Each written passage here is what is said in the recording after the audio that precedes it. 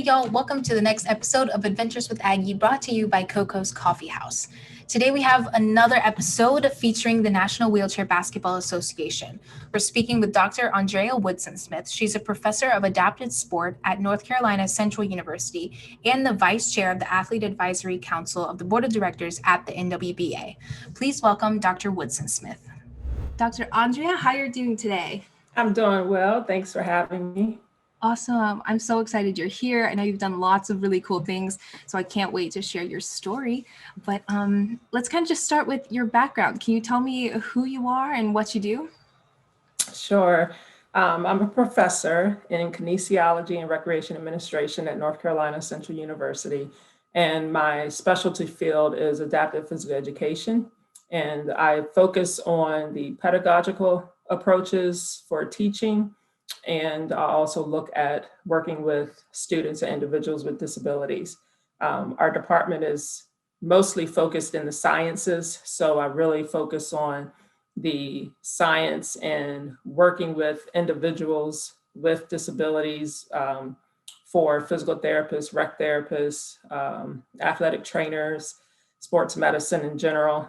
So I get to focus on that side more so than I do on the pedagogical side. And then I'm also developing a graduate online program in adapted sports. And so that'll focus on the recreation and the kinesiology science side of adapted sports. That's awesome. I love this. The education piece of adaptive sport I think it's growing a lot right now, but it's also really needed, which is why I'm also really excited to have this series on my show, hoping that it kind of puts it out there even more.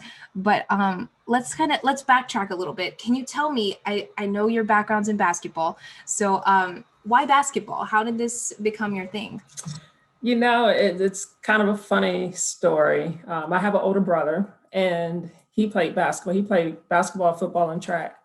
And I kind of followed in his footsteps. And so I tried basketball, I think in the third grade. And I was the only female or one of two females who played at the YMCA. And I didn't like it. I did not like basketball at all. Volleyball was actually my favorite sport and probably still is, even though I've gone further with basketball. But when I was in middle school, the high school coach at the time knew about me because of my brother. And he knew that I was tall. I was 6 feet tall in seventh grade, in eighth grade. And he started, looking at what I could do. And I was horrible. I was really horrible. I was bad. I just had height. But he knew that I had the potential. He knew my parents. Both my parents worked in the school system. So he knew what kind of discipline that I already had going into sports. And so he recruited me for varsity basketball at ninth grade because I played JV. Did I play JV? I don't know if I played JV or if I just played eighth grade basketball. I can't even remember. But he recruited me for ninth grade varsity. And so we had two seniors who were 6 feet tall, and then we had myself who was 6'2" at that time. And so, it was just the role models who I had at that time. And, I went to a camp, Kathy Rush camp. I think it was the first camp that I went to, and I was invited to that camp. And no one knew who invited me to that camp. It was when you got invited, you coached for a week, and then you played as a athlete for a week. And the only way that you were in that position is by invitation only. And so at that point, that's when I started to realize that I had potential to go further. But I still was doing very well with volleyball at the same time because I was on a junior Olympic volleyball team at that same time. And so it was just a matter of really deciding which sport I wanted to go with. And honestly, I probably would have chosen volleyball if the uniform was more appropriate, but it wasn't appropriate for me. And so I decided to go the basketball route. I had a lot more recruiters for basketball than I did for volleyball. And so I decided to go the basketball route. And I'm glad I did. But I still tried to double sport in college. There was a girl from UCLA who played volleyball and basketball, and I wanted to do the same thing. But the coach at my university, who was also my junior Olympic volleyball coach, left. And so when she left, I really didn't want to play anymore, because I really wanted to play for her if I were to do that. And so I decided not to do that, and I just stayed with basketball. And that just took me into wheelchair basketball down the line. Yeah, I love dual sport athletes. I think that's so cool that you can do that. And like, I don't know, I was never a dual sport athlete. I tried everything for at least one season, but that was not my area of expertise. But that's so cool. That's so cool. I guess my next kind of follow-up is, how did you find yourself at James Madison? I'm always interested in how people end up at their schools and things like that. So can you share? Well, most times when coaches are recruiting athletes, it's very typical for athletes to attend the college that's closest to them. You're either going to get one of the two. You're going to get the closest college or the further away college. And I had over 100 schools recruiting me. And so I narrowed it down to, I think, 6 schools, which were all located in Virginia except for one. And that one was my second choice. And so I was at Kathy Rush Camp, and I met one of the athletes from JMU. She was working the camp. And there was another girl who was a camper who had the same name as I did. She was Andrea, and I was Andrea, and we connected really well. And so we decided, after talking to Sydney Beasley from James Madison, that we were going to try to get into that school together so that we could play together. And so, when I went back home, I had a visit at North Carolina, and I was really pushing for UNC because I'm a huge UNC fan. And so it only made sense to go to UNC. But my father was a guidance counselor at the high school. And so he had a very strong connection with the guidance counselors at both universities. And he knew and had earlier athletes attend JMU. In fact, one of my teammates at JMU was also my teammate in high school. And so my parents really pushed for me to go to JMU because they felt that it would be safer for me academically, and they would be there to assist with anything. They wouldn't have to travel far. I mean, JMU was only 30 minutes from my house, whereas UNC at the time was 5 hours. And so it only made sense for them. She's going to go to JMU. And then plus, my brother was a big part of that. And so they reached out to my brother and told him, tell her to go to JMU. And he did. And so that's what I did. If he said go to UNC, I would have gone to UNC. Oh my goodness. But, it also was about, I really wanted to go to a program that wasn't completely defined in successful wins. I wanted to go to that was already established that way. I wanted to go to a program and help build that program. And JMU was that program that I could help build at the time that I thought that I could do. But yeah, so it was that, the athletic academic advisor, the push from my parents, my brother, and just the sense of wanting to be a part of the building of that university. That's awesome. Lots of forces, I guess, lots of yes. forces, specifically the brother, but there are lots of things involved, which is. And I must say, JMU was the same. They had the same colors as my high school team. So it kind of just went all together. Consistency. I like that. Yes. There's my high school, we were called the Rebels, and we were red and blue, like those were our colors. And then the Ole Miss Rebels also exist, right? And so there were so many people from my high school that just fled to Ole Miss. Once a rebel, always a rebel is what they say, but it works. It's a factor for sure. It is. Awesome. I guess let's fast forward just a little bit, but how did you find the NWBA? How did this come about? So this, it's really funny because when I was working on my master's degree, I actually did a research paper on wheelchair basketball, and it didn't connect with me at all. I just did the paper because I had to do the paper. But when I went to work on my PhD, I took a disability sport class, and one of the parts of that class is that we got to go to different places and meet different people who were involved in adapted sport. And so we went to Dallas to meet with the Lady Mavericks at the time, that was their name. And one of the athletes there, Pam Fontaine, who was a USA player. And so we did an interview with her. And then, of course, because we were at their practice, we got to try the sport out. And so my professor, as sneaky as she was, went over to Pam Fontaine and said, well, you know, she has arthritis in both hips. And and Pam, of course, said, well, she's eligible to play, so we're going to get her out here. How can we make this happen? And my professor said, well, I'll give her one Monday of the month to come and practice, because our class met on Mondays and the team practiced on Mondays. So she would allow me to go to practice once a month so that I can participate and see where it takes me, you know, and that was the blessing for me, for my professor to release me from an academic experience to, you know, just blossom into who I became today. And so I practiced with them, and the NWBA has, or used to have, a summer camp. And so you would go to the summer camp, just like any other sport, you would go to a summer camp to get better.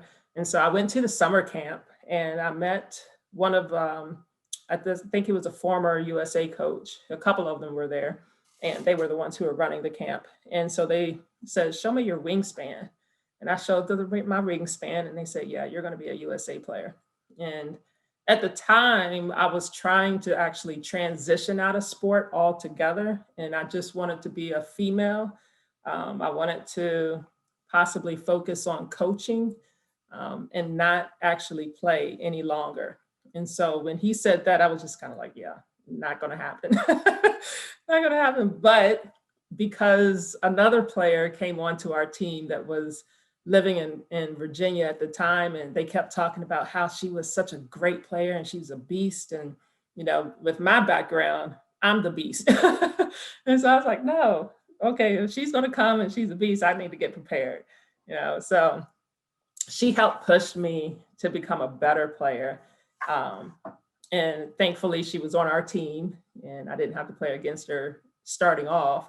But that was initially how I got into the NWBA for wheelchair basketball. That's such a cool story. And I think that's, I feel like it's kind of common for people. They think they're done, and then they're like, no, I still really like it. Let's keep going. Mm-hmm. Yes. I've heard that quite a few times on the show, and I think that's so cool. It's so cool. The passion's there. And yes. How to keep going, just keep on pushing. Mm-hmm. Awesome. Well, I guess I just have some, more general questions kind of about the process behind like national team selection and things like that. So can you just tell me what this looks like for athletes that are going through the process to be on Team USA, and then kind of working up towards the Paralympic Games? Like, what are those qualifications like? Right. Well, first you have to be a part of an NWBA team. And so in order to be able to try out and become eligible for the trial and the selection process, you must be a part of a team.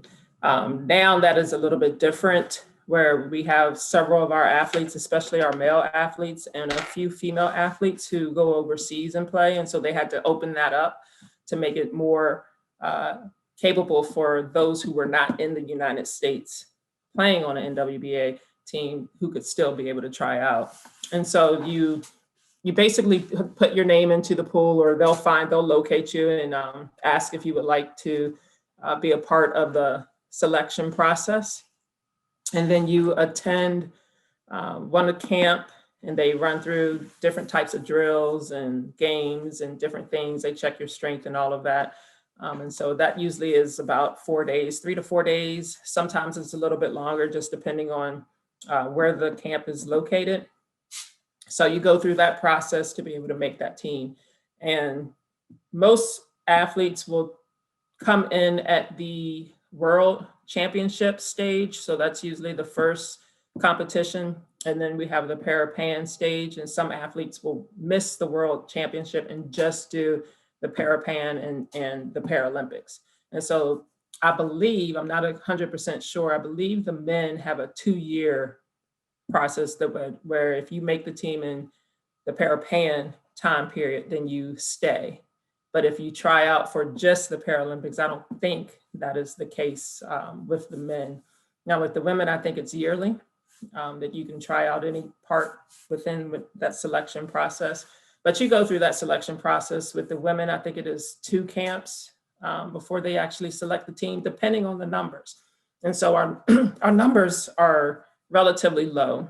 And so we may have 1 camp and then the selection is complete at that camp, or they may have 2 camps and then do a selection at that point. And if it's multiple camps, typically they will cut a certain number and then move on to the next camp and then cut that last few members before they actually state the team. But it's a long process. It's a lot of training, a lot of hours that you have to put in. You can't just come off the street and off the court and try out for that. It takes a lot of discipline, a lot of hard work. And it can be very challenging because the first part of that is that you have to pay for your way out there. So if the camp is in Colorado and you're in Virginia or North Carolina or on the East Coast, you have to pay for that flight out there. Everything else is taken care of, but you have to get yourself there. And so sometimes that can be a barrier, especially for females who are interested in participating, because the men's side, they have so many men who are able to participate and try out. The women just don't have that yet. Sure. Yeah. Let's talk about that a little bit. Great segue. Can you kind of talk about just the growth of women's adaptive sport that you've seen in the last few years? And I know you've already mentioned some of the barriers and things that, but let's talk about, I guess, the positive part, right? Like I think there are more and more people that are getting involved in this, which is so exciting. But can you just give some insight there? Yeah, I think there's an increase in girls participating in adaptive sport, which is wonderful to see. We didn't have a lot of females participating because they didn't want to participate with the boys because either they weren't going to get enough playing time or they weren't going to get any playing time. And so now we've developed a system where girls can play in the women's division. And so that allows more girls to be able to participate with just females. But it has grown tremendously, I think, in the juniors division of having more girls involved in sport. We're trying to keep that growth and transition that growth into the collegiate division as well as in the women's division. And unfortunately, at this time with the women, is that we don't have a lot of collegiate teams for females to participate on. And so you lose a lot of those females at that point. Or they go to college and they go attend a college where there isn't a women's team available to play on. And so there's a lot of things that we're trying to fix with that to allow these girls to continue to play after high school, because there's a lot of girls coming up and they are good. And we want to be able to keep them and sustain their activity and involved in wheelchair basketball. But the growth is there. It's just that we have to work to increase our divisions on the women's side. Sure. I think that's actually not what I was expecting. I feel like lots of times people say in the United States, grassroots is what's lacking. But I think that's really interesting that they can get to a certain point and then there's not anything else for them to go into. I feel like that's backwards with a lot of sports in the US, which is interesting to hear. Right, because we only have 4 women's teams, possibly 5 in the intercollegiate division. Okay. And then in the women's division, the national division, we have roughly 10. And that number has not really increased for years. We may have had 12 teams at one point, but I don't think it's ever gone beyond 12. And so if you have 10 teams and they're spread out all over the United States and they're not close to each other, that's expense. And a lot of people can't afford that expense to travel to different tournaments. You have to pay for your equipment. You might be able to get a grant for that, but you still have to pay for getting to those tournaments. And unfortunately, like I said, we just at this time don't have enough women's teams to close those gaps between each state. And so that's where the fall off starts to occur. Sure. Let's fix it. I want to see. Yes, I do too. Cool. So I guess more specifically about your role at the NWBA, can you just kind of tell me what your role is as vice chair of the Athlete Advisory Council, and how you're working to raise the awareness and education on adaptive sport? Sure. So right now I am a member of the board of directors and vice chair of the Athlete Advisory Council. And then I'm also a committee member on the high performance committee and the American Development Coaching Education Committee as well. And so what my voice is to be the voice of the athletes. And so if the athletes have concerns or they have questions, maybe they don't understand something, they can come to the Athlete Advisory Council. And so there's several of us on that council, and bring their concerns to us. And then we take those concerns to the board. And so we try to create a more athlete-centered organization versus an administrative organization. So that way it's not top down of what you're receiving, but athletes have a major component and factor into the decisions that are made. And so with that, the blessing of that is that where I am now is looking at developing, like I was saying, the graduate program for master's degree students to go into this field. And so when they go into, your sport management, your sport marketing, that type of industry, you have a specific background in disability. So that way, when you enter into those areas, you're not learning disability at the same time that you're learning your position. And so they'll come in with that background, which is very important to have, which kind of goes in hindsight with being a coach of a sport. And so when you go into that sport, not only do you have to know the rules and regulations of the sport, but you have to know how the disabilities work as well. So you're learning two things at the same time. So I'm trying to reduce that and then include more athletes to be able to get their master's degree in that field, and go into and hopefully create these new teams and other components within adaptive sports. That's so cool. I want to take your classes. Come on, join in. Yeah, that sounds great though. I think that's really cool that you've noticed that there is that lack of, information before going into adaptive sport that needs to be filled, and you're doing exactly that. So that's really cool. But I guess next question, kind of a follow-up to that, how can people support NWBA and get involved if they're not playing, I guess? One is to go to the website, check the website. We do take donations for financial support, but two, go in and volunteer your time to work with a team, learn how you can develop a team. Like I said, we need more teams in the country, especially on the women's side, but just go in and become an active participant within the NWBA. So it's one thing to go to look at a website and say, oh, this is kind of interesting, but it's another thing to go in and make the connection and build that relationship so that you can start having progress towards a specific goal. So yeah, if you see, a commercial of anyone with a disability that's, for the athletic side, I just saw a commercial, I think during Christmas time, and I think it was an insurance commercial, and it was one of the athletes that I play against from Philadelphia. And it was like, wow, okay, so he's on the commercial. That's awesome. But making that connection and seeing that, oh, okay, so let me see what else is out there.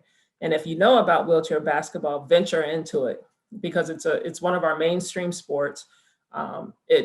It's a great opportunity for everyone to be involved, because just about every discipline can be involved in wheelchair basketball. It doesn't matter if you're raising money, if you are looking at marketing, social media, social aspects, research, whatever the case may be, you can find that within the NWBA. Definitely.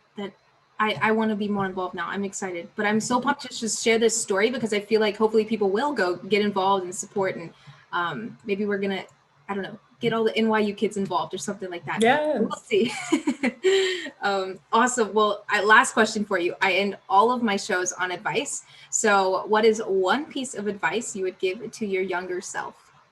Oh gosh, I would give my younger self a lot of advice. You can give us more.